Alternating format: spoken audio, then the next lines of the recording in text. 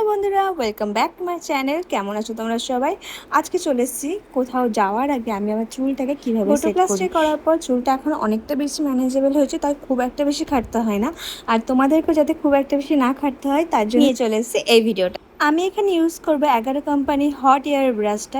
এটাতে খুব easily blow drawing করা সম্ভব। আর আমার চুলে দেখো মোটামুটি স্ট্রেটই আছে, বাট রাবার ব্যান্ড ইউজ করার জন্য একটা ওয়েভ চলে এসেছে, সেটাই জাস্ট রিমুভ করবো। খুব বেশি পোকা স্ট্রেট আমার কোনোদিনই পছন্দ নয়, ন্যাচারাল যে স্ট্রেটটা সেই লুকটাই পছন্দ।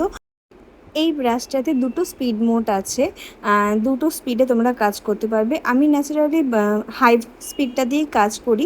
দেখো কতটা ইজিলি আমার একটা দিক কমপ্লিট হয়ে গেল, সেইভাবেই আমার চুলের আরেকটা দিকও আমি কমপ্লিট করে নেবো। বিইং এ টোডলার মম, আমরা সেইভাবে সময় পাই না যাতে আমরা সাজুগুজুর সময় অনেকটা বেশি সময় দিই।